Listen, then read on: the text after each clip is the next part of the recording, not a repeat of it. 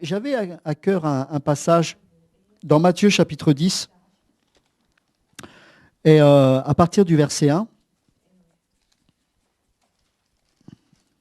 c'est Jésus qui détermine le critère de la mission. Qu'est-ce que la mission aux yeux de Jésus? Et c'est ce que l'on va voir dans Matthieu chapitre 10, quand il s'adresse aux apôtres, enfin ceux qui sont pour l'instant des disciples et qui sont appelés à être apôtres. Puis, verset 1, ayant appelé ses 12 disciples, il leur donna le pouvoir de chasser les esprits impurs et de guérir toute maladie et toute infirmité. Alors, quand on le lit comme ça, on passe à côté de perles. Alors, je vais le relire correctement. Puis, ayant appelé ses 12 disciples. Donc, c'est Jésus qui appelle. Hein. Ce n'est pas un pasteur qui donne ce pouvoir et ce mandat. C'est Jésus qui appelle. Il leur donna quoi? L'investiture? La dénomination? La religion? Non. Le pouvoir de chasser les esprits impurs et de guérir 3 maladies. Non. Toute maladie et toute infirmité. Ben oui, puisque c'est Jésus qui appelle. Il ne peut pas y avoir... Avec Jésus, l'œuvre n'est jamais à moitié faite. Elle est faite totalement. C'est pour ça que quand il est mort à la croix, il a dit « tout est accompli ». En lui, il y a l'accomplissement de toutes choses. En lui, on n'est pas dans le travail à moitié fait. Donc si c'est Jésus qui appelle, s'il appelle ses disciples et qu'il nous donne le pouvoir, ce n'est pas un pouvoir limité, c'est pas parce que ce n'est pas humain. Donc, ce n'est pas une petite maladie, ce n'est pas quelqu'un qui guérit, puis le lendemain, finalement, j'ai manqué de foi. Non, quand Jésus guérit, il guérit. Et ça, c'est le mandat que Dieu a donné aux disciples. Voici les noms des 12 apôtres. Ben oui, parce qu'il t'appelle par ton nom. D'accord? Ce n'est pas anonyme, c'est personnel. Et rappelez-vous, je dis souvent dans la pensée hébraïque, à chaque fois que le nom est donné, un caractère lui est attribué. C'est-à-dire que Dieu nous connaît par notre nom. Pourquoi? Parce qu'il nous connaît avant même que nous étions dans le ventre de notre mère. C'est lui qui nous a formés déjà. C'est lui qui nous a destinés à le rencontrer. C'est pour ça que quand vous l'avez rencontré pour la première fois, c'est comme si c'était une évidence pour vous. Et comment expliquer ces choses? Quand on l'a rencontré, on dit, mais oui, mais en même temps, c'est nouveau, c'est comme une surprise, mais en même temps, c'est comme si c'était logique quelque part. Pourquoi? Parce qu'on a été prédestiné. Parce qu'on est rentré par notre oui à cette invitation au salut, on est rentré dans l'élection de la grâce. Ça, c'est extraordinaire. Intellectuellement, personne ne peut le comprendre. C'est vraiment une grâce. Et donc, voici les noms des 12 apôtres. Le premier, Simon appelé Pierre. Et André, son frère Jacques, fils de Zébédée, et Jean, son frère, Philippe, Barthélemy, Thomas, Matthieu, le publicain, Jacques, fils d'Alphée, Thaddée, Simon le Cananite, que des bras cassés, hein. Cherchez pas des cadors, il n'y a que des losers. Et Judas l'Iscario, je sais que pour les religieux, ça choque que je parle comme ça, mais c'est comme ça. Celui qui livra Jésus, en plus. Alors là, les religieux ne comprennent plus rien. Judas appelé, bah oui. Tels sont les 12 que Jésus envoya après leur avoir donné les instructions suivantes. N'allez pas vers les païens, évidemment, au départ c'était destiné aux Juifs, hein, et n'entrez pas dans les villes des Samaritains, allez plutôt vers les brebis perdues de la maison d'Israël. Allez, prêchez et dites. L'Église est proche? Non. Le royaume des cieux est proche. Guérissez les malades, ressuscitez les morts. C'est un ordre, hein. Purifiez les lépreux, chassez les démons.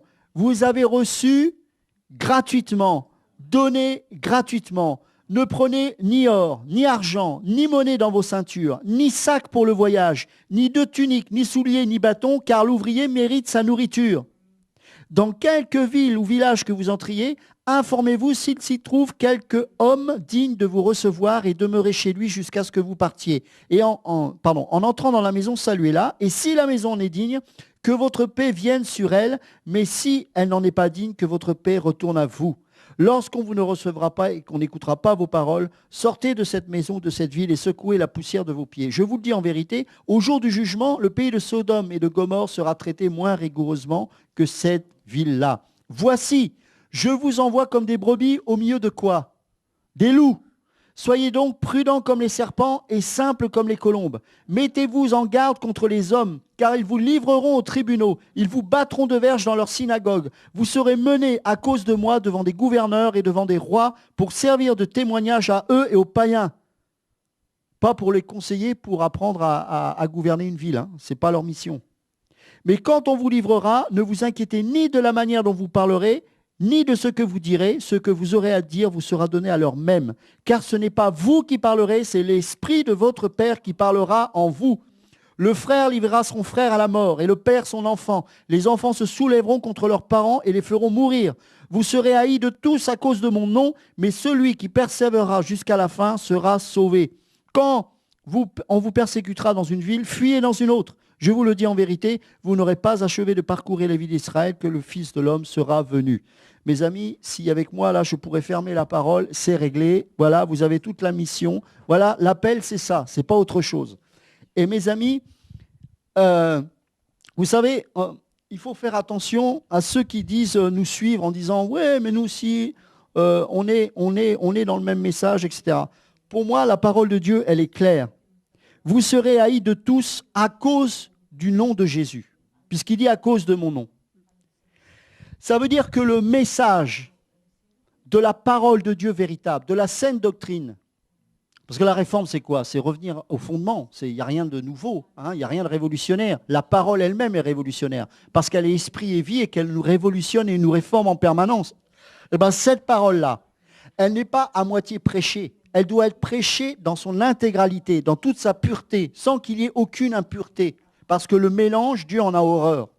Et quand cette parole est prêchée d'une manière pure, automatiquement, il y a la persécution, il y a la haine, il y a le rejet.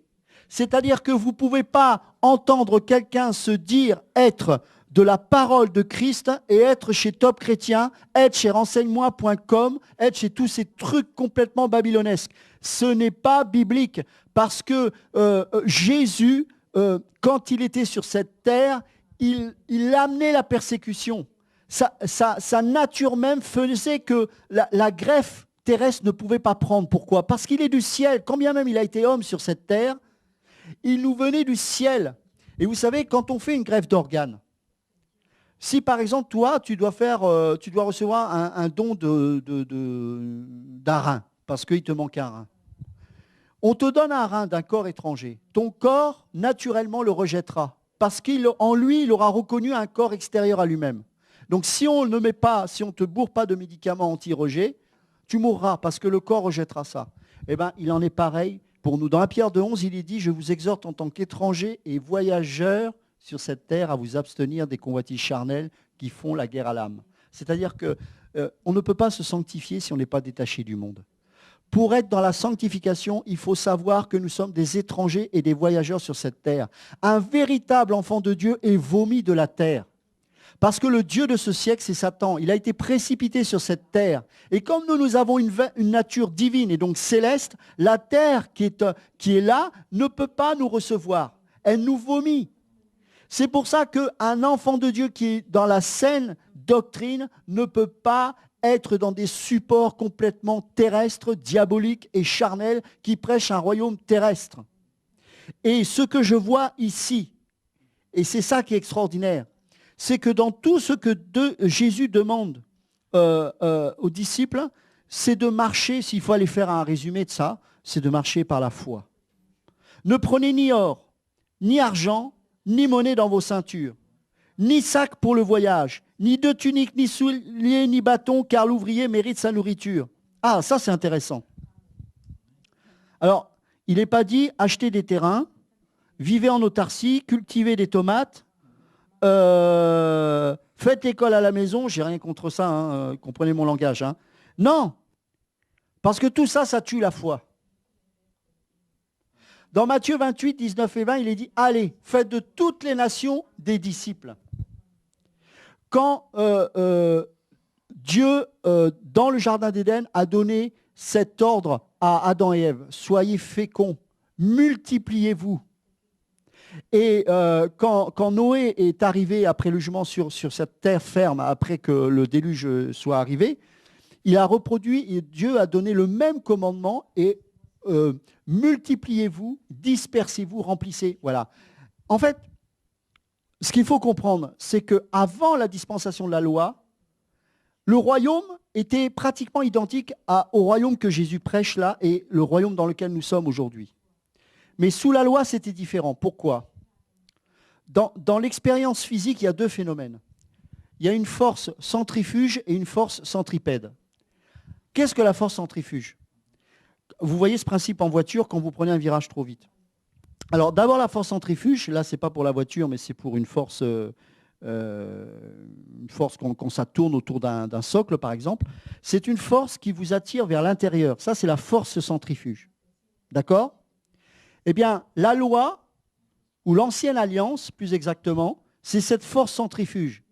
C'est un Dieu unique qui se trouve dans un seul temple. Rappelez-vous que toutes les religions avaient plein de temples. La seule religion qui n'avait qu'un seul temple et qu'un seul lieu, c'était les Juifs. Et il fallait aller à Jérusalem et dans ce temple pour connaître Dieu.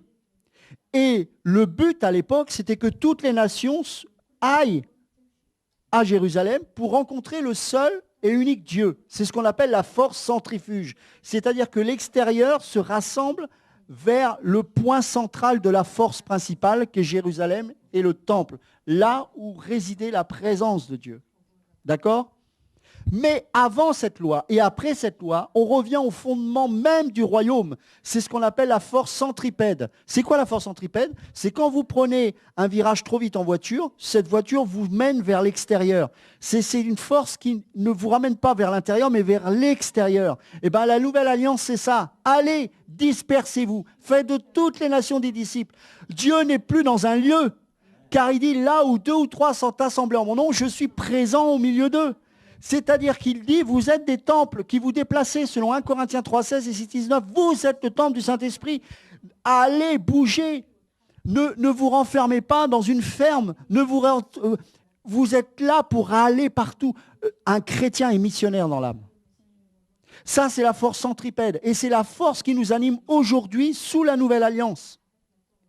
Aujourd'hui, le temple que nous sommes se déplace. Et c'est en même temps prophétique ce que dit Jésus là. Parce que ça s'adresse à nous aujourd'hui. C'est que là, il leur dit, allez, prêchez quoi ? Le royaume. Prêchez pas votre ministère, prêchez pas votre dénomination, prêchez pas votre église. L'église n'est qu'une composante du royaume, donc c'est pas important. Enfin, l'église est importante dans le sens où c'est le corps de Christ, mais elle a toute son importance justement parce qu'elle découle même de Jésus. C'est le corps. Ça veut dire ce que ça veut dire. Le corps, pourtant on connaît ça, mais la religion nous rend complètement bêtes. C'est que l'Église, c'est devenu quelque chose de totalement indépendant. Mais non, si Jésus est la tête et que l'Église est son corps, ça veut dire qu'elle est de la même nature que la tête. C'est-à-dire que l'Église, elle est de nature divine. Elle est de Christ, puisque le corps n'est que le prolongement de la tête. Enfin, je sais pas, ça me paraît tellement logique. Donc, ça veut dire que l'Église, quand je vois l'Église, je dois voir Jésus. Ça veut dire que quand la tête décide, c'est-à-dire Christ, alors l'Église se met en mouvement. Mais quand Jésus dort, l'Église doit dormir, elle ne doit pas s'agiter.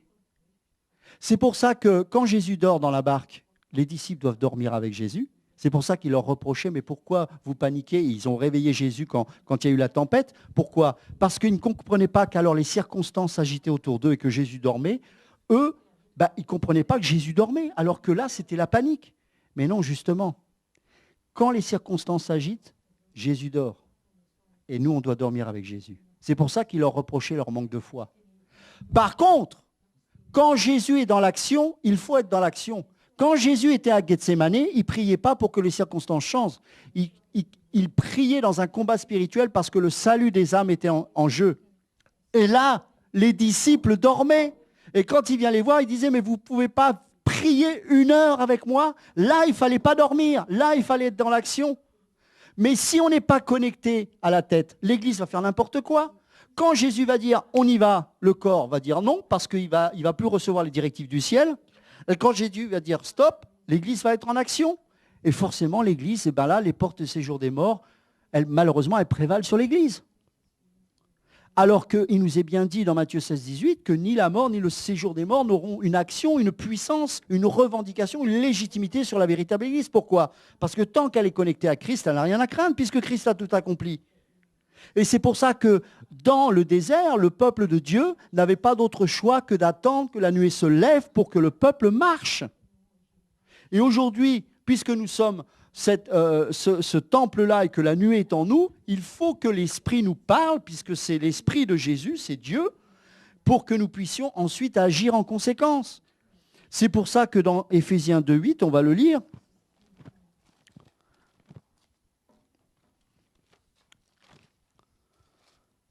C'est par la grâce que vous êtes sauvés par le moyen de la foi, et cela ne vient pas de vous, c'est le don de Dieu. Ce n'est point par les œuvres, afin que personne ne se glorifie, car nous sommes son ouvrage, ayant été créés en Jésus-Christ pour de bonnes œuvres que Dieu a préparées d'avance, afin que nous les pratiquions. Si elles ont été préparées d'avance, ça veut dire que pour les mettre en pratique, il faut la foi. Car la foi, c'est l'assurance des choses que l'on espère et une démonstration. La manifestation de prodiges, de miracles et tout ça, c'est une démonstration de la foi en Yeshua. Donc ça se manifeste par la foi au travers de la puissance du Saint-Esprit. Et la foi, elle vient d'où? Romains 10, 7, la foi vient de ce que l'on entend, et ce que l'on entend vient de la parole de Dieu. Non pas parole logos, mais parole réma. C'est pour ça que dans Matthieu 4, 4, il dit « L'homme ne vivra pas de pain seulement, mais de toute parole réma » ici, qui sort de la bouche de Dieu. C'est-à-dire que cette parole qui m'est révélée parce que j'ai une relation avec lui, parce qu'il me parle, « Hey, John, va là-bas. Ok, j'y vais. » Mais c'est simple, c'est une histoire de relation. La croix, c'est un pont entre Dieu et l'homme. Il n'y a plus aucune condamnation qui soit en Jésus-Christ. Il n'y a plus aucune séparation. La relation, elle n'est plus barrée. C'est bon. Le sang a été versé une fois pour toutes. Et ce n'est pas n'importe quel sang. C'est le sang de Yeshua. Donc, il m'a sanctifié et maintenant, à moi de rentrer dans cette sanctification. Et donc, aujourd'hui, l'Église, elle doit être connectée à Dieu. Et ces disciples-là qui ont reçu le commandement de Dieu, ils ne devaient ni prendre ni or, ni argent, ni stockage. Pourquoi? Parce que le juste doit vivre par la foi. Mon ami, tu dois manifester par la foi la justice de Dieu. Si tu t'appuies sur quelconque élément charnel, prétextant que oui, mais Dieu a utilisé les systèmes du monde pour qu'on en vive, tout ça, c'est du baratin. Tous les véritables hommes du réveil ont été fervents de foi. Ils ont été dans la foi la plus complète, la plus totale. Pourquoi? Parce qu'un enfant de Dieu, pour prouver qu'il est de Dieu, n'a pas d'autre choix que de vivre en totale dépendance de lui. C'est ça. Comment savoir que Dieu est à l'œuvre si je dépends des ressources humaines? Comment savoir que Dieu est à l'œuvre si quand je chante, soi-disant de la part de Dieu, je suis obligé de faire payer mes entrées? Comment savoir que je suis appelé de Dieu si je suis obligé de passer par un doctorat ou par un diplôme théologique pour confirmer au vu des hommes que je suis bien pasteur? Alors, si c'est vraiment comme ça que ça marche, comment se fait-il que ces pasteurs-là n'ont pas la puissance pour prier pour les malades? Pourquoi les malades ne sont pas guéris dans les églises? Pourquoi il n'y a pas la crainte de Dieu? Pourquoi il n'y a pas la sanctification? Pourquoi les gens se masturbent? Pourquoi les gens fument des cigarettes? Parce que la plupart de ces hommes n'ont pas été choisis par Dieu véritablement. Ils se sont laissés convaincre que Dieu les a choisis, mais en fait, c'était purement humain. Purement humain. Dieu déteste tous ces mouvements théologiques parce qu'il veut qu'on dépende de lui seul. Tous ses disciples étaient ce qu'on appelle des bras cassés. Et même Paul, qui était, entre guillemets, théologien, formé par le plus grand formateur de l'époque qui était Gamaliel, il a dû se dépouiller de ces choses afin de gagner Christ. Dieu a dû changer sa mentalité, la métamorphose, changement, renouvellement de l'intelligence. Ça ne veut pas dire que pendant ce temps-là, tout ce qu'il a fait, c'était en vain. Non, parce que je pense que Dieu a utilisé toutes ces choses-là, mais à la lumière et à la pleine révélation de Christ, il a enfin compris ce qu'il n'arrivait pas à comprendre avant. Il croyait servir Dieu en tuant des chrétiens, et à la révélation de Jésus, il était en train de se percevoir, c'est Jésus qu'il était en train de persécuter. Waouh! Et donc, tout enfant de Dieu doit recevoir cette vision et cette révélation de Christ. Et quand on la reçoit, je suis désolé, hein, mais Jésus est clair, hein, vous serez haïs de tous. Voilà. Alors, ce n'est pas quelque chose qui se provoque, mais honnêtement, quand on prêche la véritable parole, automatiquement, il y a des démons qui ont envie de nous taper. Automatiquement, on est chanté de certains sites, etc. Pourquoi? Parce que il n'y a pas de mélange entre les ténèbres et la lumière. Voilà, et c'est pour ça, on va relire Matthieu 10.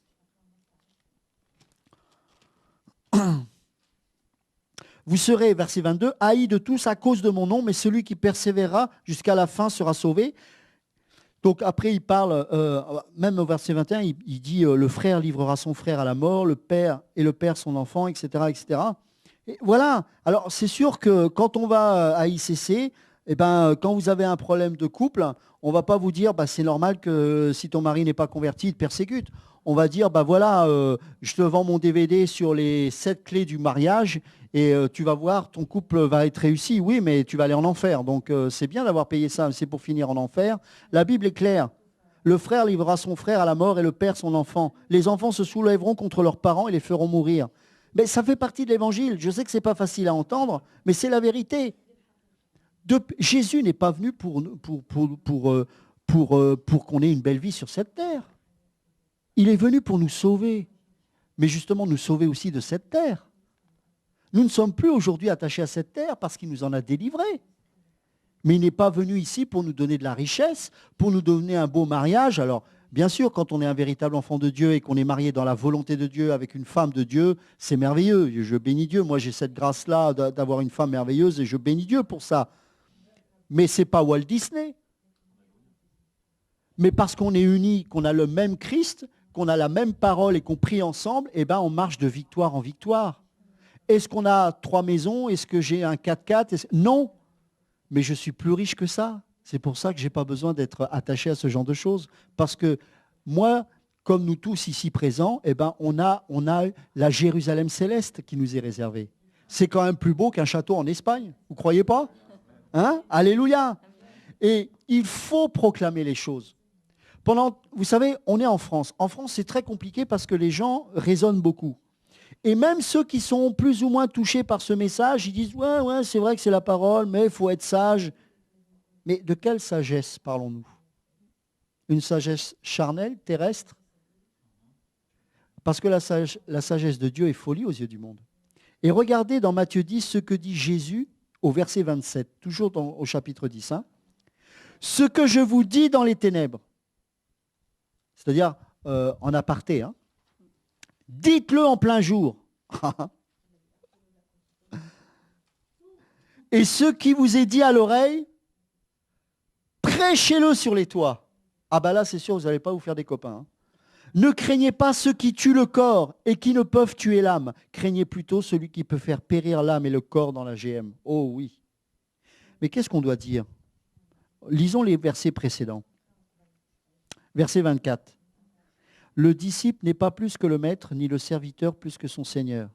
Il suffit au disciple d'être traité comme son maître et au serviteur comme son seigneur. S'ils ont appelé le maître de la maison Belzébul, à combien plus forte raison appelleront-ils ainsi les gens de sa maison? Ne les craignez donc point, car il n'y a rien de caché qui ne doive être découvert, ni de secret qui ne doivent être connus. Mes amis, ce n'est pas Jésus qui a dit aux pharisiens, race de vipères, vous êtes beaux de l'extérieur, vous êtes comme des sépulcres blanchis, mais vous êtes pourris à l'intérieur. N'est-ce pas Jésus? N'est-ce pas Jean le Baptiste aussi qui a dénoncé ces choses, qui a aussi dénoncé le comportement du roi Hérode?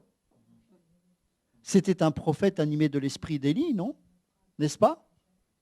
Et que disait Paul lorsqu'il entrait dans les synagogues? Parce que dans beaucoup de synagogues, on cherchait la volonté de Dieu. Et il fallait que ces gens-là soient réformés, qu'ils sachent qu'ils n'ont plus besoin de rester sous la loi, car le Messie est bienvenu.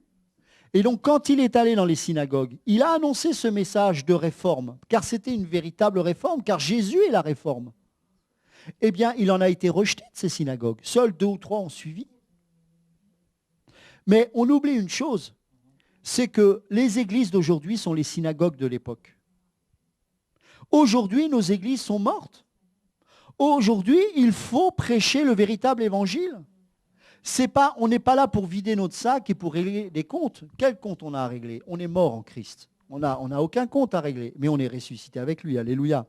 Mais ce que je veux dire par là, c'est qu'aujourd'hui, il y a des gens qui, même si c'est dans des églises dites des synagogues d'aujourd'hui, il y a des gens qui cherchent Dieu, même s'il y a 2 personnes sur 500. Ces 2 personnes ont besoin d'entendre. Parce qu'il faut que ce message, et on n'est pas les seuls, hein, que ce soit d'autres réformateurs, peu importe, chaque enfant de Dieu est réformateur, mais il y en a plein. Je suis sûr que dans les forêts d'Équateur au Brésil, il y a peut-être un indigène qui est en train de prêcher la réforme. Et on va être surpris au ciel, ça va être merveilleux. Mais on a besoin de proclamer ça, de mettre ça à la lumière pour que les gens soient éclairés. Quel est ce Dieu auquel on pourrait croire, ce Dieu qui serait si méchant au point de dire ah ben tu es dans une pièce mais je ne mets pas la lumière, tant pis si tu vas trébucher. Ici il y a des lampes, il y a des caméras, il y a des fils.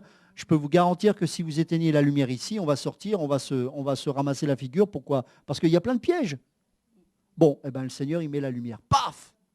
Alors des fois, oh, oulala, mais heureusement j'ai failli tomber parce qu'il y avait ça. Mais voilà, parce qu'il y a la lumière dessus, je peux ne plus trébucher. Eh ben, cette parole est une lumière. Sur mon sentier, j'ai besoin d'être éclairé. Je serre ta parole dans mon cœur afin de ne point pécher contre toi. Que ce livre de la loi ne s'éloigne point de ta bouche. Médite-le jour et nuit pour agir fidèlement selon tout ce qui est écrit. C'est alors que tu auras du succès dans tes entreprises. C'est alors que tu réussiras. Josué 1,8. C'est cette parole qui les a rendus victorieux. Ils se sont appuyés pour conquérir le pays de Canaan, ils se sont appuyés sur une parole révélée de Dieu. Ils n'ont quasiment pas utilisé les armes. À chaque fois, c'est Dieu qui leur a donné la victoire. Il fallait juste marcher par les œuvres bonnes que Dieu a préparées d'avance pour eux. Est-ce que c'est au marteau-piqueur qu'on a défoncé les murailles de Jéricho? Non. Ils ont obéi au commandement de Dieu. Une armée qui tourne, ça n'a aucun sens. Et puis à un moment donné, il sonne du chauffard, de la trompette. C'est complètement incohérent. Eh bien, un homme ou une femme de Dieu, rempli de l'esprit, n'est pas cohérent. Il n'y a pas de logique humaine. On est fou. Pourquoi? Parce qu'on écoute la voix de Dieu. Cette folie qui consiste à dire, voilà, un frère et une sœur qui aiment Jésus, qui disent, voilà, il y a tellement de papiers, la douane ne me laissera jamais passer. Eh ben si. Parce que c'était la volonté de Dieu. Et parce que tu étais connecté en esprit, tu savais qu'il fallait quand même faire ce pas de foi. Parce que même si tout, au niveau visuel ou dans la réalité des choses, tout paraissait impossible, mais tu t'es appuyé sur la vérité, sur une parole révélée. Et cette vérité est devenue une réalité dans ta vie. Voilà. Parce que cette parole, elle ne doit pas rester là-haut. Hein. Il faut qu'elle soit révélée. Et nous sommes des canaux de cette révélation. Et c'est pour ça que Dieu cherche notre foi. On a besoin de la foi. Et pas de la foi pour la foi, hein, pas une pensée positive, non. La foi en Yeshua. Parce qu'en lui, il y a toutes les prophéties. En lui, il y a toutes les guérisons. En lui, il y a toutes les promesses. En lui, il y a toute la révélation pleine et entière de Dieu. Parce que Jésus est Dieu. Si Jésus n'était pas Dieu, nous n'aurions pas la révélation de Dieu en nous.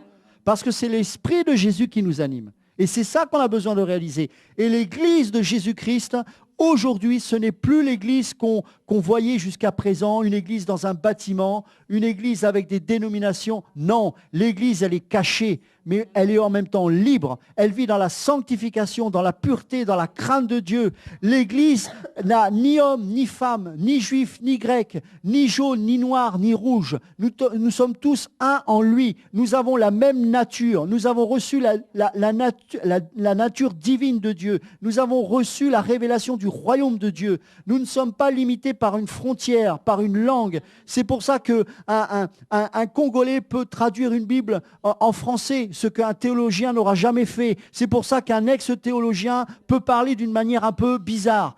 Parce que Dieu est Dieu. Et il faut que le peuple de Dieu sache que ce ne sont pas des hommes qui sont appelés, mais c'est Dieu qui appelle. Ah, mes amis, c'est Dieu qui appelle. Le repos de Dieu, c'est quelque chose que je goûte depuis quelques années seulement, mais je ne peux plus m'en passer. Et le repos de Dieu fait que quand vous êtes dans l'esprit, les gens qui sont dans la chair ne peuvent pas vous suivre. Parce que vous avez l'impression de rien faire, mais les gens qui sont dans la chair, ils vous disent, mais comment tu fais pour vivre ça? Mais j'en sais rien, demande à Dieu. Moi, je suis mort. Donc, si c'est la résurrection qui m'anime, c'est sûr que la résurrection, c'est une puissance que personne ne peut imiter ni égaler. Donc, moi, je n'ai pas la prétention de m'égaler à cette puissance-là. Mais par contre, elle vit en moi, elle vit en toi, elle vit en toi, elle vit en nous tous. Et si c'est par la foi qu'on décide de vivre notre vie, cette résurrection-là, elle se manifeste. C'est pour ça que quand il y a une parole de Dieu qui est là et qui se révèle en nous, ça suscite l'espérance. C'est pour ça que la foi, dans Hébreux 11.1, il est dit c'est l'assurance des choses que l'on espère. Pourquoi? Parce que, vous savez, dans la parole de Dieu, il n'y a pas la mort, il y a la vie. Mes paroles sont esprit et vie, dit le Seigneur. Donc s'il y a la vie, il y a l'espérance. Parce que quand tu es mort, il n'y a plus d'espérance. Mais comme c'est une vie qui est éternelle, l'espérance, elle est éternelle. C'est pour ça que notre espérance ne dépend pas des circonstances. Le religieux, lui, s'il n'a pas sa cabane parfaite, s'il n'est pas dans son costard Hugo Boss avec sa belle cravate, avec son badge « Je suis un champion », il est déprimé. Je lisais avec un frère un magazine de ce ministère-là, complètement apostat, et il y avait un jeu, il y avait une espèce de jeu, il y avait deux personnes, un frère et une sœur, entre guillemets, je ne sais pas s'ils sont vraiment chrétiens, mais bon, ils sont supposés l'être. Et alors c'était un jeu, hein, c'est chercher l'erreur. Et il y avait un frère, il disait, d'après toi, je dis, c'est évident, vu le magazine que c'est, il leur manque la cravate. Et c'était ça, dans la réponse, c'était, il leur manque la cravate. Non, mes amis, il leur manque l'esprit, c'est pas la cravate. Il leur manque le Saint-Esprit. Oui. Hein, moi, j'ai plus la cravate, mais j'espère que j'ai le Saint-Esprit. Parce que sans lui, je peux rien faire. Hein, alors, ça veut pas dire, c'est pas parce qu'on a la cravate qu'on n'a plus le Saint-Esprit. Mais en tout cas, depuis que j'ai le Saint-Esprit, je sais que je mets de moins en moins la cravate. Parce que c'est plus ça, c'est plus le titre. On n'est plus des sépulcres blanchis, c'est fini tout ça. Et mes amis, Dieu cherche des hommes et des femmes. Je vais te dire un truc, mon frère, ma soeur, toi qui nous écoutes ce soir.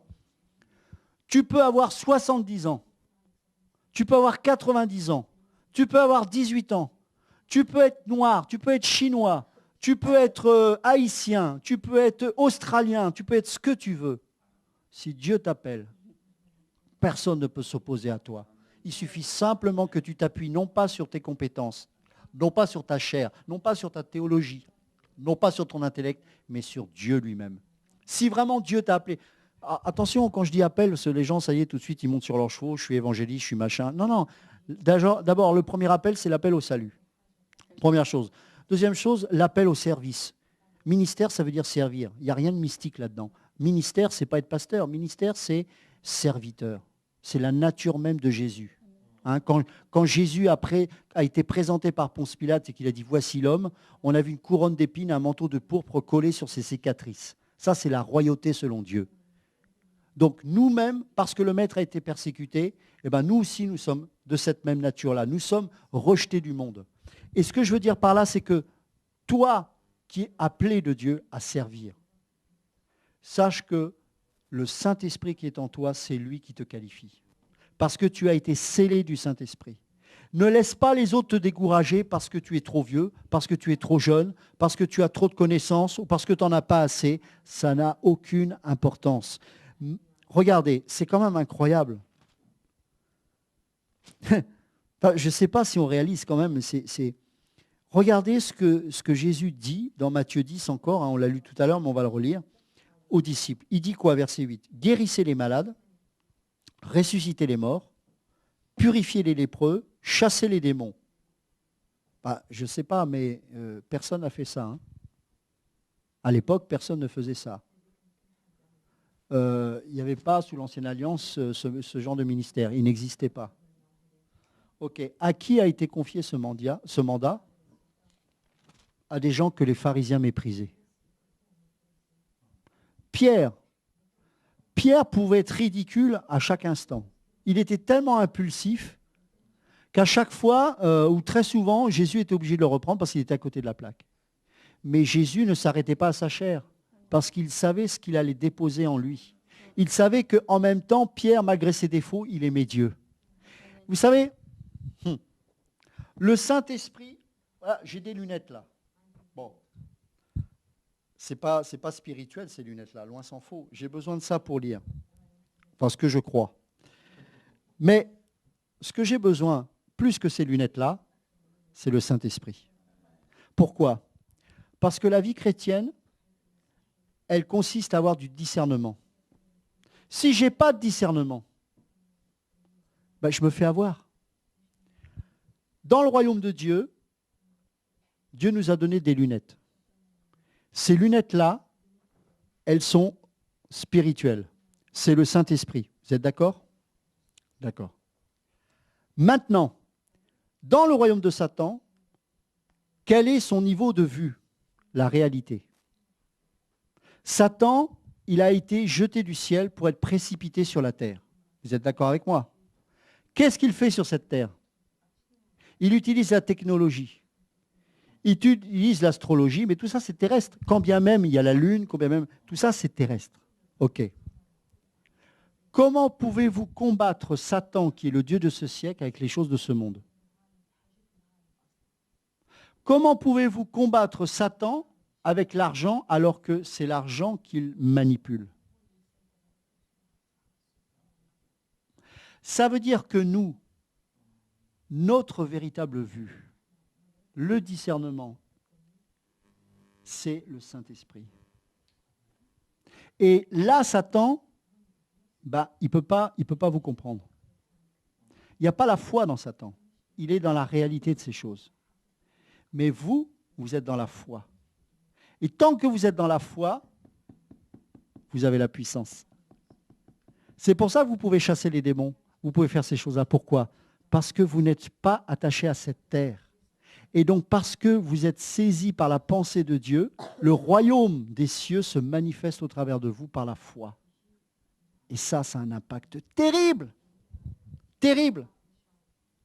Terrible.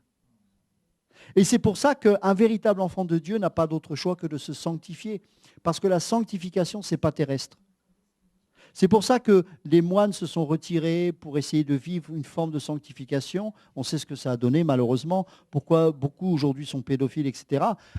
Parce que la chair n'est pas capable d'expérimenter la véritable sanctification. L'ascétisme, oui, mais ça amène quoi? Au mysticisme. Mais la véritable foi nous amène à une sanctification qui nous vient du ciel. Ce n'est pas humain, la sanctification. Quelqu'un qui essaye d'adopter une méthode pour ne plus se masturber n'y arrivera pas. Mais quelqu'un qui s'appuie sur la parole qui nous dit que nous avons été sanctifiés, il déclare que ces choses-là, c'est fini pour lui. Il en a été libéré. Il le croit parce qu'il l'a expérimenté, parce qu'il sait qu'il y a la puissance du Saint-Esprit qui l'a libéré de ces choses. Et donc maintenant, sa priorité, c'est de rester dans ces choses, rester dans la foi. Demeurer ferme, nous dit la parole, dans la foi. Demeurer. Demeurer nous parle d'une action de rester et d'entretenir en permanence cette chose-là. Et l'Église véritable, elle a perdu cette essence, mais elle doit revenir à cela. Elle doit revenir à la puissance, à la véritable richesse de Dieu. Et parce qu'on est connecté avec la tête qui est Christ, quand Jésus se met en marche et que l'Église fonctionne à ce moment-là, il se met en action également, mais mes amis, c'est extraordinaire. Quand on pense que tout, écoutez, quand l'Église est dans l'action, le ciel bouge. Les 24 vieillards qui sont devant le trône, c'est aussi une représentation de l'Église. Quand l'Église véritable, je parle de l'Église véritable, hein, pas les chantres bizarres là, qui font du rock. Non. Quand les frères et sœurs, tout confondu, prient et adorent Dieu en esprit, eh bien les 24 vieillards en même temps, ils louent. Parce qu'il y a une connexion entre la véritable Église et le ciel. Où sont les prédicateurs qui prêchent Jésus? Où sont les prédicateurs qui nous prêchent de la divinité de Jésus? Où sont les prédicateurs qui nous parlent du ciel, qui nous parlent du tabernacle céleste? Moïse lui-même, l'homme de la loi, a reçu la vision du tabernacle directement du ciel. Les tables de la loi ont été écrites par le doigt de Dieu. Alors nous qui avons reçu la loi dans nos cœurs, par l'encre qui est le sang de Christ et qui est désormais gravée dans nos cœurs par le Saint-Esprit, à combien plus forte raison nous sommes animés de la puissance de Dieu, de la puissance du ciel, du royaume des cieux. Nous n'avons pas un ministère de l'être, mais un ministère de l'esprit, parce que la lettre tue, mais l'esprit vivifie. Ça veut dire que quand on comprend et qu'on réalise ces choses-là, un Tunisien, un Égyptien, qui peut-être était dans un fonctionnement, quand bien même il aimait Dieu, mais un peu religieux, eh bien parce que l'Esprit atteste que cette parole est véritable, elle suscite en ceux qui aiment Dieu la foi. La foi. Et ce pays de France a besoin de découvrir qu'il y a encore des hommes et des femmes de foi. Comment lutter face à ce démon du raisonnement. Vous savez, c'est pas pour rien qu'on dit ça, parce que pendant la Révolution française, on a viré la Vierge Marie. En fait, c'est la même, c'est Artasté, hein, c'est la même divinité, mais bon, elle a changé de forme. On a viré la Vierge Marie dans l'église Notre-Dame. Et les républicains, entre guillemets, ont dit, désormais, on va amener une autre déesse qui va être Marianne, celle qui représente soi-disant la République chez nous. Mais qui est Marianne? C'est la déesse de la raison. Donc maintenant, c'est la raison qui règne. C'est pour ça que quand vous parlez à quelqu'un, il faut la foi, il faut la démonstration, il faut une démonstration. Il faut que cette parole ne soit pas intellectuelle, il faut que cette parole soit esprit et vie. Et moi, je crois que rien qu'en lisant la parole de Dieu, il y a la guérison qui arrive. Je crois que quand quelqu'un, peut-être que tu es chez toi et tu écoutes cette parole et tu la lis, l'esprit, parce que c'est pas la lettre, mais c'est l'esprit qui est là, eh bien, il peut y avoir une guérison dans ton cœur. Il peut y avoir une délivrance, parce que c'est la parole, c'est Jésus et la parole. Donc si Jésus est la parole, lorsque la parole est prêchée, c'est Jésus qui est manifesté. Mes amis, quand Jésus est manifesté, mais tout arrive. Ce n'est pas une statue, il est vivant. Il a vaincu la mort. Et donc ce même Dieu qui appelle des hommes et des femmes comme vous, comme toi, John, je suis encouragé, parce que moi je dis, et ce n'est que le début, mes amis. On va voir des intégristes musulmans se convertir. On va voir des salafistes, on va voir des gens comme ça qui vont venir avec leur voile, leur machin, qui vont tout abandonner, qui vont dire, mais oui, j'ai vu Jésus, il est vivant. Je crois qu'on va voir des bouddhistes. Vous savez, les bouddhistes sont terribles, il ne faut pas croire, ce n'est pas des tendres. Hein. Ils persécutent les chrétiens dans certains pays, chez les bouddhistes. Vous allez voir des hindouistes, des gens qui vont être confrontés par la puissance de Dieu. Ils vont voir que Krishna, avec tous ses bras, il a plein de bras, mais il ne sait pas quoi en faire de ses bras. Il ne sait pas quoi en faire. Mais Jésus, lui, mes amis, Jésus est vivant. Et quand je vous vois, moi, je bénis Dieu, je suis encouragé, parce que je sais que Dieu a encore un reste dans le monde entier. Et il y a des fois, je regarde sur Internet, puis j'entends un homme, une femme parler, je dis, waouh, mais il y en a encore qui tiennent, il y en a encore qui résistent. Il y en a. Ils sont peut-être pas dans des beaux locaux, on les voit des fois derrière, il y a une plante verte qui se balade, il y a un truc bizarre. Mais il s'en fiche, le gars, il aime Dieu, il ne cherche pas le ministère, il dit, mais c'est comme un cri. J'ai entendu mais c'est peut-être toi, je ne sais plus, j'ai entendu un frère tout à l'heure qui me disait, mais je crois que c'est toi, il disait, mais ça bouillonne tellement qu'il faut que... Mais c'est normal. Comment rester complètement passif, comment rester complètement amorphe devant une telle révélation de Dieu? Mais même à 50, à 60 ans, même si on a servi le Seigneur pendant 20 ans, il doit y avoir toujours cette jeunesse, cette force, cette vigueur. Pourquoi? Parce que l'Esprit nous renouvelle jour après jour. Paul disait, mon corps dépérit, mais mon esprit se renouvelle. Parce qu'en moi, il y a quelque chose qui est éternel. Jésus, il a dit, je suis l'alpha et l'oméga, je suis le commencement et la fin de toutes choses. Je suis le même hier, aujourd'hui, éternellement. Vous savez que l'espace-temps a été donné que pour cette terre-là, là-haut, il n'y a pas de temps. C'est pour ça que Jean pouvait voir le passé, le présent et l'avenir en même temps. Quand on est dans la théologie, alors on décortique. Alors les 7 sceaux, les machins, alors c'est telle période, ensuite telle période. Non, il a tout vu en même temps. Et si on n'a pas la parole prophétique, si on n'utilise pas le livre de Daniel et d'Ézéchiel, on ne va rien comprendre. Parce que nous, avec l'intellect, on va mettre alors petit a, petit b. Ben non. L'apôtre Jean, il a vu des chars, il a vu des hélicoptères, il a vu la guerre atomique, il a vu plein de choses. Il a vu en même temps le passé, il a vu l'avenir. Mais parce qu'il était au ciel, il avait l'intelligence spirituelle, il pouvait comprendre. C'est pour ça que sans Dieu, on ne peut rien faire. Sans Dieu, on est bête. Moi, s'il n'y a pas le Saint-Esprit, je suis perdu. Je suis perdu, je ne vais rien comprendre.